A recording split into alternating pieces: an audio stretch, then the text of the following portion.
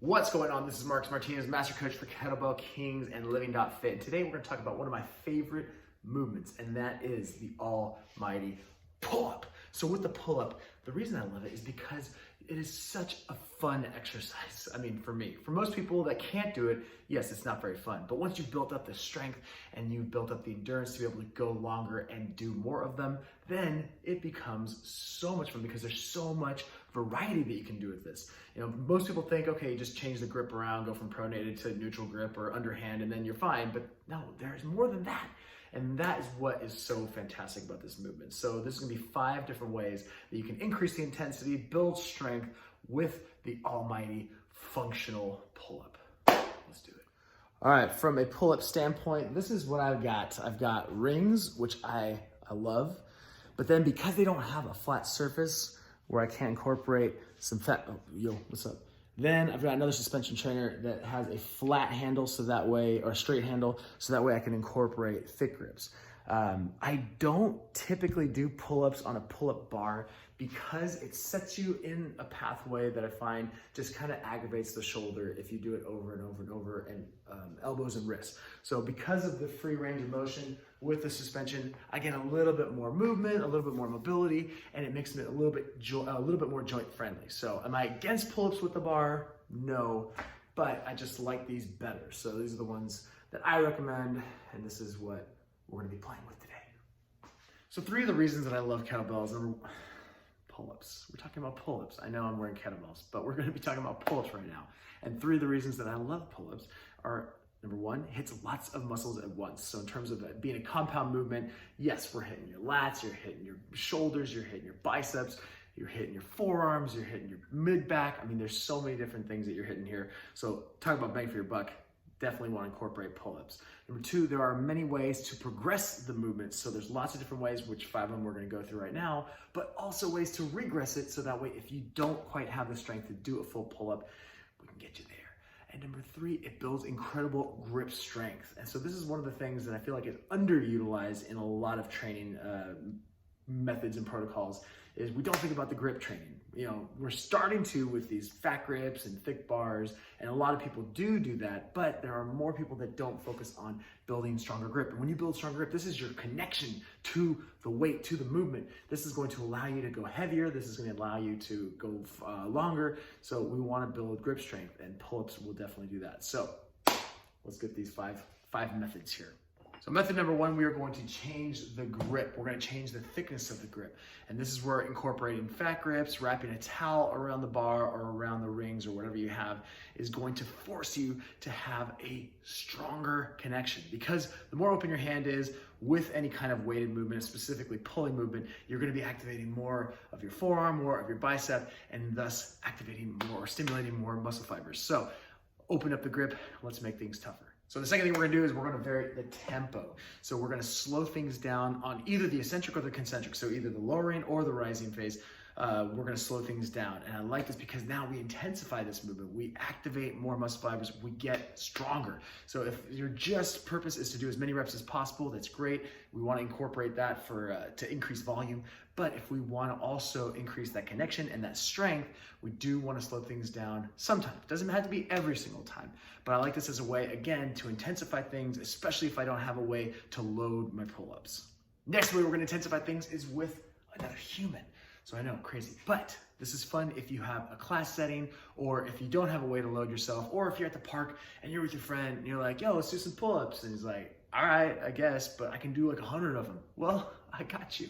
So what we're gonna do is you're going to pull down on the person gently at first, just through the eccentric phase. As the person is lowering, we will actively try to pull them down so that way they have to force themselves to come down a little bit slower. If they're strong enough, we will provide that same pressure, and then they'll have to pull themselves up. So obviously just an easy way we can load that person. Then if we want to change things up, we start pulling from different directions. So pulling at an angle, pulling at an angle. So now it creates a little bit more stability and a lot more tension to be able to do that movement. So increases strength and adds a fun dynamic in a class setting. Next way, we are going to use your bottom half.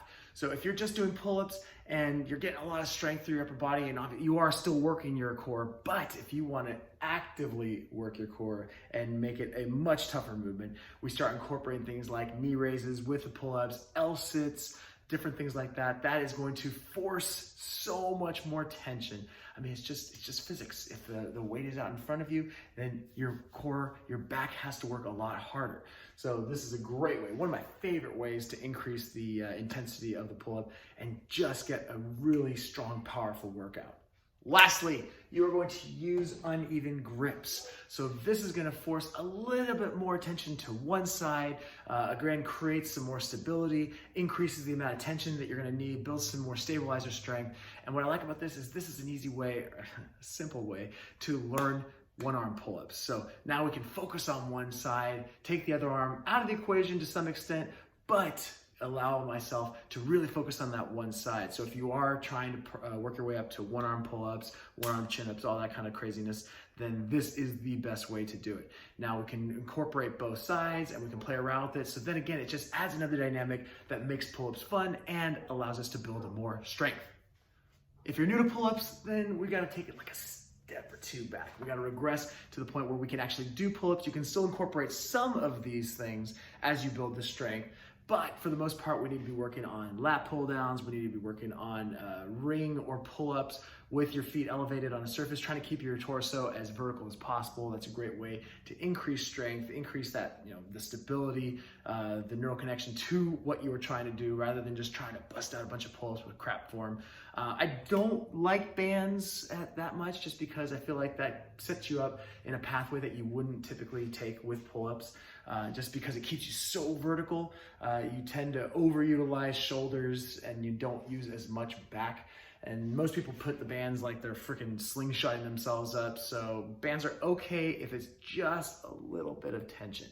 Otherwise, if you are fairly well versed with pull-ups and you can do a lot of pull-ups, then the way I would recommend to incorporate these is just pick one of these and just incorporate it 3 times a week. So I personally do pull-ups at least 3 to 4 times a week, varying in tempo, varying in volume, varying with load, but 3 times a week. Pick one of these. So let's say Monday you want to do some thick grip training.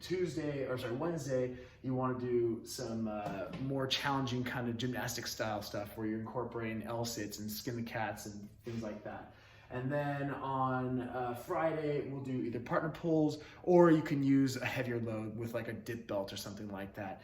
So, and then I'll switch it up. So that way I'm keeping the intensity up, I'm focusing on progression, but I'm not wearing and tearing myself down and doing the same thing over and over and over and over. So can you do pull-ups every single day? Absolutely. If there's anything the calisthenics world has taught us, or I guess prisoners, you can do high volume calisthenics, but you have to build yourself up. So this is a way just to incorporate stuff that's gonna make, take out some of the boredom, still increase your strength, still increase your intensity, and still have some fun. So if that was helpful, let me know down below. And I look forward to seeing you on the next video. So I'm gonna do some pull-ups now.